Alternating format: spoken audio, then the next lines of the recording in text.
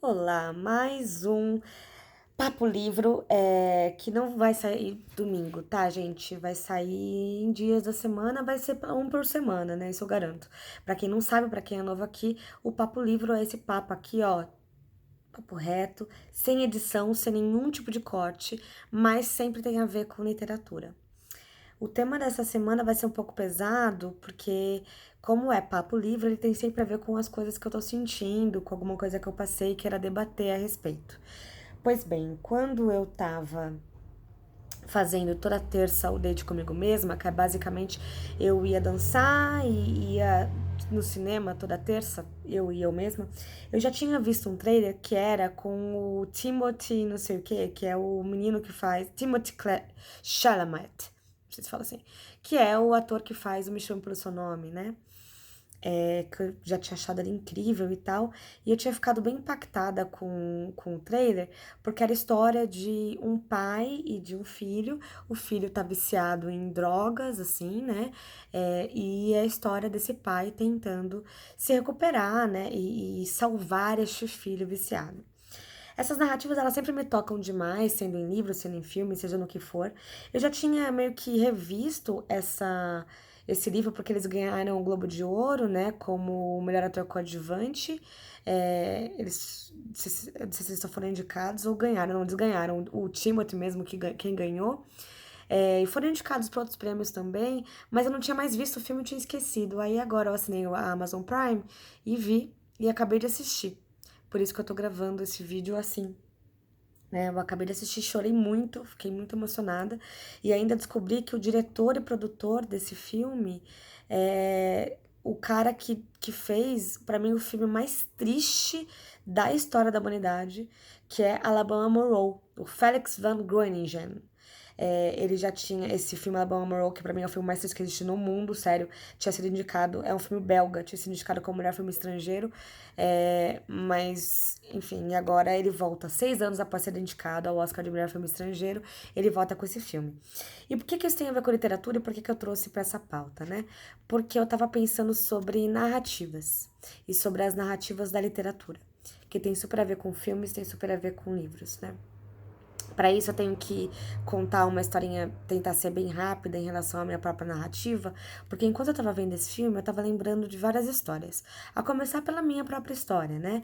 Eu tenho uma família, boa parte da família paterna viciada em drogas, e enquanto esse filme, né, O Querido Menino, é inclusive inspirado é adaptado de um livro, ou seja, né, é uma não ficção, de do Nick Sheff e David Sheff. Até os nomes são reais, né, e tal, muita coisa real, mas eu não li ainda o livro. Mas eu fiquei muito emocionada com esse filme, que poderia ser mais uma narrativa sobre crianças e adolescentes drogados e tal, mas é, eu senti a tristeza muito próxima a mim, não só porque eu vivenciei isso com minha família paterna e principalmente com meu pai, mas também porque tem todo um jeito de você contar essa história, né? E eu fiquei lembrando de um livro que chamava Infância Roubada, se eu não tô enganada. E quanto que esse livro mexeu comigo? E mexeu tanto que eu até esqueci o título, né? Isso é muito comum em narrativas, tá? Isso é muito comum quando a gente se vê muito impactada por algo que a gente esquece. E eu tava pensando, sobretudo agora, ultimamente, que a minha terapeuta, minha psicóloga, ela tem perguntado muito sobre sobre temas do meu passado, principalmente do meu pai. Enquanto a gente tá numa época que a metanfetamina tem sido muito retratada na sociedade, né? Eu passei por uma experiência com crack muito gigantesca que foi: o meu pai foi viciado a vida toda em cocaína, e aí quando eu fui expulsa de casa, que eu fui morar com ele, porque minha mãe mudou de país, e ele prometeu que tava limpo, na verdade tava viciado em crack. Eu morei com ele na Praça da Sé, e o crack, pra quem não sabe, é uma droga que te deixa muito violento, assim como a metanfetamina, né? Porque ele mexe no cérebro de uma maneira muito, muito especial, assim, né? E quando a pessoa, ela entra num ciclo, a metanfetamina também tem isso, né? É um ciclo que você acha que quando você tá com crack, você acha que você tá 100%, mas quando você tá 100, você acha que você não consegue mais viver a sua vida sem. Por isso que são drogas extremamente viciantes, né? E normalmente as pessoas têm tendências muito violentas quando elas usam essa droga. A gente teve uma época aqui no Brasil, principalmente, que o crack estava bem na moda, né? Em especial, a gente tinha aqui em São Paulo a Cracolândia, ainda tem, mas os mendigos foram jogados com jatos de água fria pelo nosso prefeito, né? Em lugares mais dispersos, mas ainda assim é uma droga super complicada e que a gente tem muita gente que morre por causa dessa droga, justamente por ela ser tão viciante. Mas nos Estados Unidos eu tenho a impressão que a metanfetamina é a droga da vez, né? E a gente tem tido o Euforia, por exemplo, né? A série que também retratou muito isso e que eu assisti inteira e também fiquei bem impactada porque me mostrou muito. Enfim, tudo isso para falar que eu fiquei lembrando de várias literaturas que eu li e eu quero ler esse livro, inclusive, porque isso impacta diretamente com as narrativas que a gente se vê mais impactado, né? Então, assim, os livros que mais que eu fico impactada são os livros que falam sobre coisas que eu já vivi. Inclusive são livros que eu esqueço com mais facilidade, né? O primeiro vídeo que eu fiz aqui para essa série, falando sobre a redoma, não, sobre a redoma de vidro, da Sylvia Plath, que fala sobre a depressão, que eu já tinha lido e não lembrava. Ou então esse livro sobre o drogado, que se eu não me engano chama Infância Roubada, era um livro da Novo Conceito. Eu lembro da capa dele, mas eu não lembro do título. E esses dias com essa psicóloga que eu tô fazendo, ela me fez umas perguntas, eu lembrei de algumas cenas da minha, né, da minha adolescência, desses 3 meses que eu passei com meu pai, que eu tinha meio que esquecido, tinha colocado em um lugar, né? E como essas narrativas, desde que elas sejam bem retratadas, elas nos impactam e também mostram o que a gente vai fazer, né?